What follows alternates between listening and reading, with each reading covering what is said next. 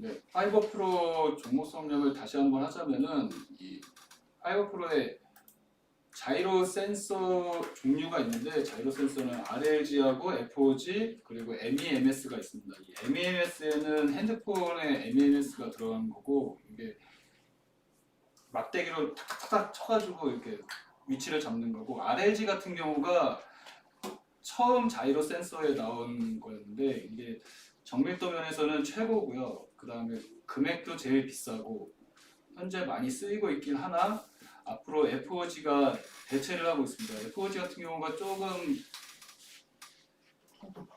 정밀도가 낮긴 한데 그래도 가격 면에서도 좋고 뭐 대체 수단으로 지금 경쟁력이 있게 나오고 있습니다. 이게 하나 시스템에서도 자이로스컵을 하고 있는데 하나 시스템이 RLG를 쓰고 있고요. 그 파이버 프로가 FOG를 쓰고 있어요. 근데 이 하나 시스템하고 이렇게 경쟁 관계에 있긴 한데 하나 시스템이 파이버 프로에 FOG를 갖다 쓰기도 하고요. 그런 식으로 파이버 프로가 경쟁력이 있는 것입니다. 이게 제일 좋은 거는 어쨌든 파이버 프로는 이 FOG에 대한 독점을 한국에서 하고 있다는 거. 이게 최고 강점이고요. 이게 UAM에서도 무조건 쓸 수밖에 없는 상황이고 이족 보행 로봇에도 자이로스콥이 필요하고 UAM뿐 아니라 로봇에 한 개, 두 개 또는 IMU 센서가 들어가는 것입니다. 그 유도 무기에는 무조건 쓰이고 있고요. 우선은 저희 나로 누리호의 이 자이로스콥 파이버 프로 FOG가 쓰인 사례도 있고요. 1단, 3단 거기 그 탑재체에 들어갔고요. 그 다음에 이제 자율주행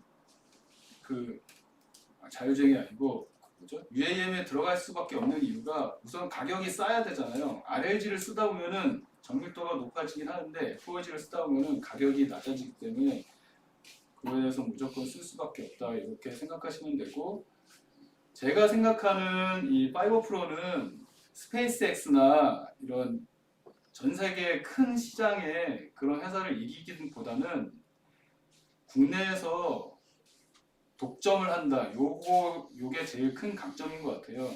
그래서 앞으로 인공위성이나 국방이나 UAM 같은 경우가 보안 때문에 국내 자체적으로 할 수밖에 없는 상황이라서 이 파이버 프로도 정부 정책 지원에 힘입어 미래 성장성이 주목받고 있는 방산 우주항공 UAM 분야 이렇게 되고 있습니다. 동반 성장성이 기대되고 있습니다. 네, 전반적으로 준비해 주신 내용들은 다 설명해 주신 것 같아요. 네, 너무 좋네요. 감사합니다. 이렇게 해서 4강전 그 파이버 프로 종목에 대해서 우리가 좀 알아봤습니다. 그럼 인텔리아 테크 정경님 준비되시는 대로 시험과 자료 중에 맨 마지막 요약 부분 좀 내려주시면 돼요. 맨 마지막으로요. 네.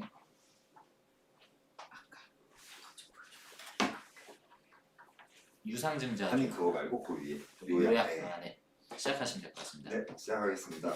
그 오늘 아마존 카이퍼 프로젝트 테스트 위성 발사 뉴스가 나왔습니다. 킬리님이 올리셨나 누군가 올리셨던 걸로 기억하는데 네네. 아마 이 부분은 이미 그 게이트웨이 안테나 공급을 초도 물량을 냈기 때문에 인텔리안 테크한테는 상당히 좋은 뉴스가 아닌가라는 생각이 들고요. 요약 부분 읽으면서 다시 한번 좀 정리를 해보려고 합니다. 저궤도 위성 사용이 이전 군용 위주에서 통신이나 스마트 팩토리 자율주행 등으로 확장되는 변곡점에 서 있고 그렇게 변곡점에 있는 이유는 인공위성을 저궤도 위성을 쏘는 비용이 비싸졌던 것이 낮아지면서 위성 사업이 활발하게 진행되고 있는 시점이기도 하기 때문입니다. 그 다음에 그 스타링크 대항마로 부각되는 아마존 카이퍼 프로젝트가 통신 서비스 개시를 위해서 선제 투자가 향후 2, 3년 내에 집중될 것으로 예상이 되고 이미 현재 카이퍼 밸류체인 안에 포함된 업체를 주목을 해야 되는데 그런 회사가 바로 인텔리안 테크죠. 게이트웨이 안테나를 공급하고 있기 때문에 그 다음에 뭐 하나 시스템과 비교를 직접적으로 제가 해보지 못했기 때문에 그냥 기존의 어떤 경쟁 업체들과 비교해서는 원가 경쟁력이나 기술력을 보유하고 있다고 보고, 그다음에 올해 그 군용 안테나의 경우도 국제 위성통신 인증을 통해서 미 우주국리 회원 분야 매출 가시성이 높아질 수 있다고 보고 있고요. 요 미 우주군 그 인증이 상당히 기술력이 있어야만 가능한 부분인데 그 부분이 됐다라는 것도 저는 상당히 이탈리안 테크를 좋게 보는 요인 중에 하나입니다. 그다음에 이미 저궤도 중궤도 고정 궤도 불문하고 안테나를 만들고 있다는 부분에서도 뭐 충분히 경제 분위기에 있고요. 그다음에 원앱향 공급 레퍼런스를 통해서 새로운 매출처 발생이 가시적으로 일어날 수 있다는 부분. 그다음에 기존 고객사인 원앱이 유텔셋과 인수합병 완료를 해서 이게 유텔셋이 인도 회사잖아요. 그래서 인도 회사란다. 그 인도 사업 확장으로 인한 원앱향 매출액도 많이 클 수 있다라는 부분, 그 다음에 이미 증설을 통해서 선제적으로 캐퍼시티 확대를 했다라는 부분, 그 다음에 그 이번에 유상증자를 통해서 뭐 주주들한테는 좀 힘든 기간이었지만 R&D 쪽으로 이미 많은 부분을 투자할 수 있게 돼서 그 미국 R&D 쪽에도 70여 명 규모로 선제적으로 연구 인력을 늘릴 수 있게 된 부분도 사실은 언제 나중에 봐서는 훨씬 좋게 주가나 회사 차경에서 작용하지 않을까라는 생각을 하고 있습니다. 이상입니다. 네, 수고하셨습니다. 감사합니다. 이렇게 해서 우리 마지막 4강전 인텔리안 테크까지 들어봤습니다. 저는 투표를 바로 준비를 하고요. 네, 또 추가적인 질문 있으신 분들 또 해주시면 좋을 것 같습니다. 참 어려운 지금 시간이에요. 준결승전이어서 파이브 프로도 굉장히 매력 요소가 많은 종목이고, 인텔리안 테크는 뭐 워낙 김 대표님부터가 가장 많은 비중이 있는 종목이 인텔리안 테크인데 사업 영역을 보면 굉장히 매력적인 종목임이 분명합니다.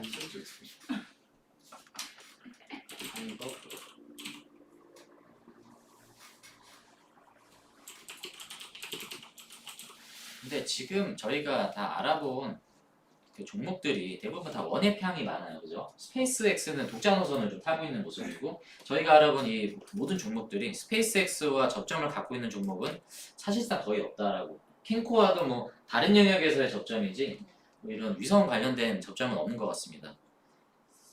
그래서 다 비슷한 회사들이 계속 언급이 좀 됐던 게 좀 인상적이었고요. 네, 자 다시 보시면 인텔리안 테크 방금 설명 너무 잘해주셨고, 질문 더 이상 질문이 없죠. 사실 어려운 영역이기도 하고, 네.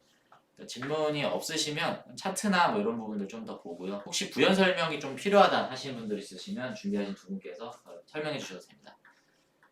준비하시는 동안 저는 차트를 한번 보겠습니다. 인텔리안 차트 한번 보겠습니다. 인텔리안이 지금 시총이 1조가 조금 안 되는 9천억 원 정도 시총을 기록하고 있고요.